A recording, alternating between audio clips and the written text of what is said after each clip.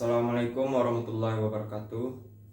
Saya Fakhrul Razi, NIM 17053126, jurusan Pendidikan Ekonomi, akan menjawab beberapa pertanyaan soal UAS dari mata kuliah Koperasi dan Usaha Kecil.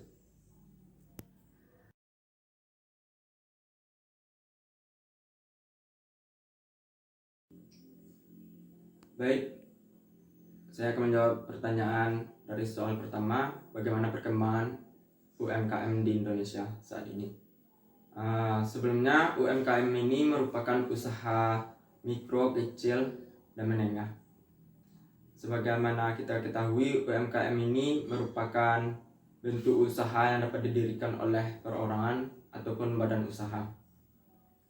Sejatinya UMKM ini merupakan bentuk usaha yang kuat dan tahan terhadap krisis global, di mana UMKM dapat menjalankan usahanya tanpa dipengaruhi oleh faktor-faktor krisis yang datang dari dalam negeri maupun luar negeri. Contohnya saja pada saat krisis pada tahun 1998, salah satu penopang ekonomi Indonesia yang bertahan hanyalah bentuk usaha UMKM. Untuk perkembangannya, UMKM ini merupakan bentuk usaha yang terbilang mudah dijalani.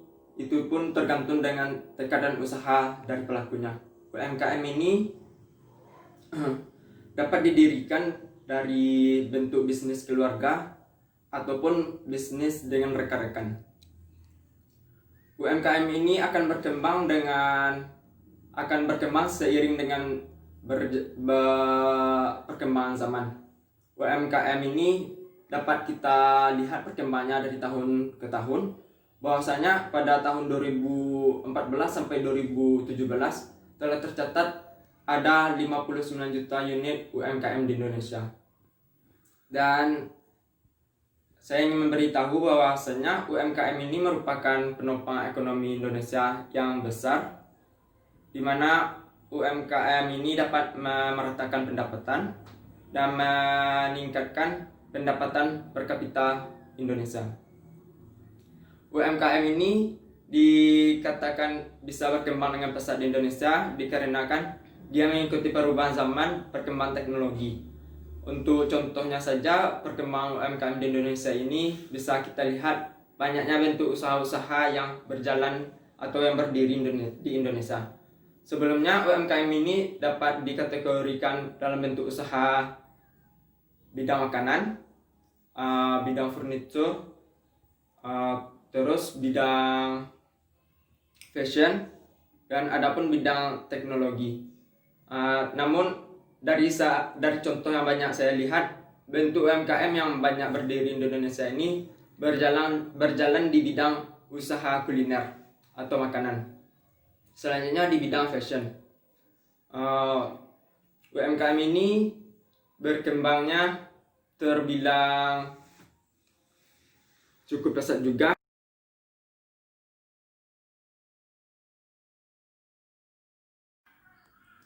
Untuk pertanyaan kedua, yaitu permasalahan pengembangan UMKM di Indonesia. Yang pertama urutannya ada masalah permodalan, pemasaran, bahan baku, teknologi, manajemen, birokrasi, infrastruktur, dan kemitraan. Mungkin saya akan menjelaskan satu persatu. Yang pertama, masalah permodalan. Untuk mendirikan sebuah usaha mikro, kecil, dan menengah ini tentunya membutuhkan modal awal. Modal awal ini merupakan permasalahan dasar ataupun permasalahan klasik bagi setiap pemula ataupun pelaku yang akan mendirikan usaha. Permasalahannya itu kemungkinan besar dari banyaknya pemikiran-pemikiran oleh pelakunya sendiri. Bagaimana kalau kita mendirikan usaha ini nanti biayanya kurang di bagian ini, bagian ini, bagian ini. Aturannya untuk para pelaku usaha ini bisa cukup menciptakan idenya terlebih dahulu. Nanti urusan modal awal itu bisa dari tabungan, usaha kecil dengan membentuk usaha kecil-kecilan, ataupun dengan meminjam dana dari teman, ataupun mengajukan peminjaman dana melalui bank. Untuk permasalahan modal ini, kalau untuk pengembangannya di Indonesia saat ini udah ada bentuk-bentuk keringanan ataupun jalan-jalan yang disediakan oleh pemerintah dan berbagai pihak swasta untuk mempermudah para pelaku usaha dalam menjalankan ataupun membentuk usahanya di awal. Biasanya permasalahan modal ini dialami apabila untuk pengembangan usahanya lebih lanjut. Permasalahan modalnya itu apabila ingin membuka cabang ataupun mendirikan usaha lainnya. Namun untuk modal awal sendiri, para pelaku bisa memulai dari tabungannya sendiri dengan mendirikan usaha kecil-kecilan. Nah, dari situ apabila usahanya berkembang, nanti permasalahan modalnya akan teratasi juga. Selanjutnya, masalah pemasaran. Untuk permasalahan pemasaran ini bisa diakibatkannya kurangnya relasi dari pelaku usaha, yang mengakibatkan pasarnya, targetnya terbilang minim. Oleh sebab itu, permasalahannya ini dapat diselesaikan dengan adanya platform online, di mana untuk saat ini bisnis-bisnis dijalankan secara online. Nah, dari situ otomatis pemasarannya akan terbuka. Siapapun akan dapat mengakses apa produk yang dipasarkan oleh para pelaku usaha. Jadi untuk permasalahan pemasaran bisa diatasi. Untuk pengembangnya pula, untuk meminimalisirnya, bisa menjalin kerjasama dengan teman. Bentuk pemasaran awalnya itu dari mulut ke mulut. Untuk selanjutnya, masalah bahan baku. Masalah bahan baku ini bisa menjadi hambatan oleh pelaku usaha dikarenakannya kurangnya pemahaman para pelaku usaha untuk menciptakan atau mengembangkan idenya, mewujudkan idenya. Namun untuk memulai usaha kecil, para pelaku usaha bisa bertanya-tanya kepada orang yang telah menjalankan usaha terlebih dahulu, orang yang telah menjalankan usaha yang usahanya telah berjalan terlebih dahulu. Dari situ para pelaku usaha yang ingin mendirikan usahanya dapat bertanya mengenai bahan baku apa saja yang akan digunakan nantinya. Untuk urusan teknologi, ini banyak juga hambatannya di Indonesia karena kurangnya pemahaman para pelaku dalam mengoperasikan teknologi yang digunakan saat ini.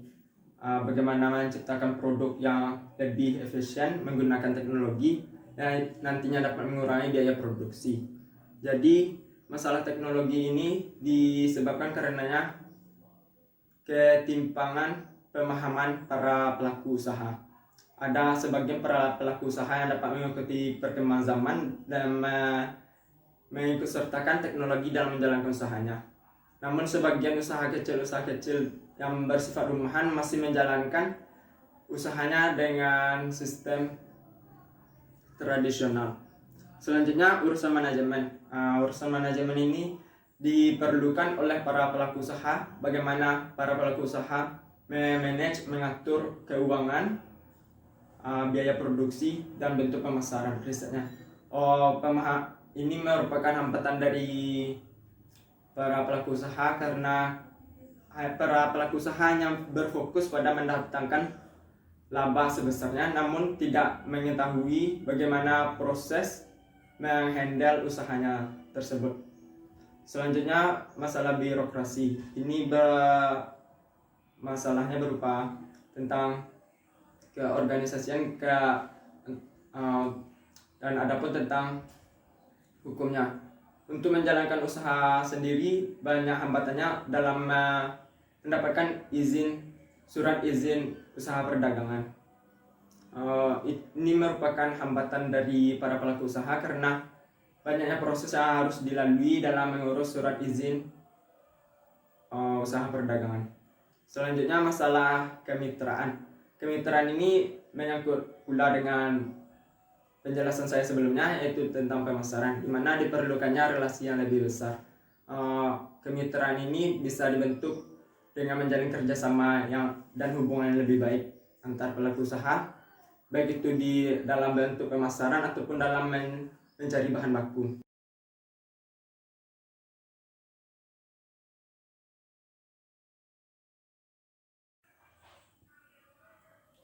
Baik, untuk pertanyaan yang ketiga yaitu bagaimana kebijakan pemerintah terhadap pengembangan UMKM saat ini?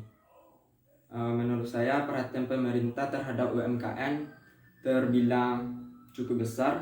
Itu bisa dilihat dari adanya peraturan yang dibuat oleh pemerintah yang memfokuskan perhatiannya terhadap UMKM. Yang pertama, Undang-Undang Nomor 9 Tahun 1995 tentang usaha kecil dan Undang-Undang Nomor 20 Tahun 2008 tentang UMKM, usaha mikro, kecil dan menengah. Itu salah satu bentuk perhatian pemerintah. Tidak hanya itu bentuk perhatian pemerintah dalam pengembangan UMKM. Untuk situasi saat ini kita dihadapi pada pandemi COVID-19. Perhatian pemerintah tetap berjalan terhadap sektor UMKM, di mana pemerintah mengalokasikan dana untuk sektor UMKM sebesar 123,46 triliun. Itu bisa dilihat dari bagaimana bentuk bantuan-bantuan yang diberikan oleh pemerintah pada masa pandemi ini bagi pelaku usaha yang terdampak COVID-19.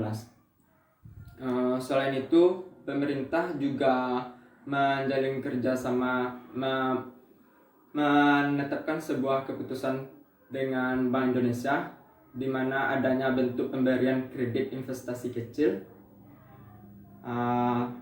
pembiayaan produktif kredit usaha mikro, dan kredit pembiayaan produktif, serta adanya kredit usaha rakyat dan kredit ultramikro. Salah satu yang bentuk dirasakan oleh pelaku usaha yaitu kredit usaha rakyat, yang mana ini merupakan salah satu bentuk dalam pengajuan penambahan modal dalam menjalankan usahanya ataupun membuka usaha bagi pelaku UMKM. Kredit usaha rakyat ini ditetapkan bunganya oleh Bank Indonesia, di mana bunganya terbilang relatif mudah dan untuk proses pengurusannya terbilang mudah, di mana para pelaku hanya membawa KTP dan KK-nya serta menyebutkan apa usaha yang akan didirikannya. Setelah penjabaran yang saya berikan ini, dapat kita lihat dan kita cermati bahwasanya perhatian pemerintah terhadap UMKM terbilang besar. Hal ini disebabkannya beberapa faktor yang dinilai oleh pemerintah, dikarenakannya UMKM dapat berdiri di tengah masa krisis ekonomi. UMKM dapat meningkatkan pendapatan domestik bruto negara, dan UMKM dapat meminimalisir para pengangguran di Indonesia, serta UMKM dapat menambah kredit bagi negeri.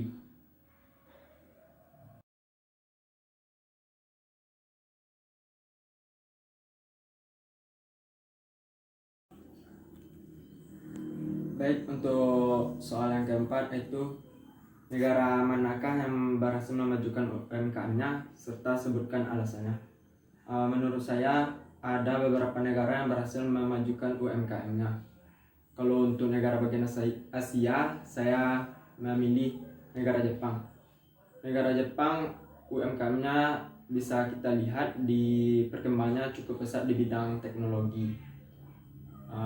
Banyak hasil-hasil UMKM yang kita pakai dari Jepang, salah satunya bentuk dari kendaraan bermotor. UMKM di negara Jepang saya bilang maju dikarenakan hampir 70% dari lapangan kerjanya berasal dari UMKM, disediakan oleh UMKM di negara itu. Untuk negara bagian Eropa saya memilih Belanda dan Italia. Sebenarnya banyak negara di Eropa yang berhasil memajukan UMKM-nya, salah satunya di bidang fashion. Bahwasanya banyak fashion yang berkiblat ke negara Eropa. Untuk Belanda dan Italia sendiri saya menyebutnya bahwasanya bentuk UMKM-nya yang paling maju itu dalam bentuk produksi alat berat. Selanjutnya saya menyebut bahwasanya di negara Eropa berhasil memajukan UMKM-nya dikarenakan hampir di setiap kampusnya berdiri inkubator bisnis. Jadi di situ dapat menciptakan para pelaku-pelaku usaha.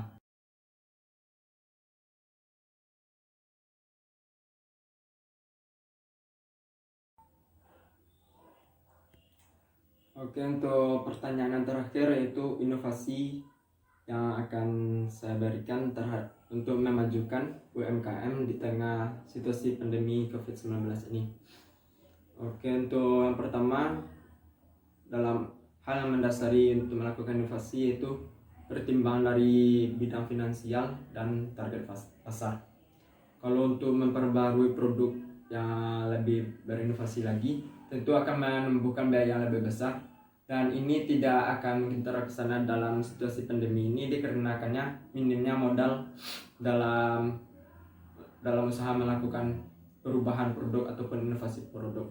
Oleh sebab itu, yang perlu dilakukan inovasinya yaitu pengalihan bentuk kegiatan usahanya yang awalnya dari tradisional ke arah modern.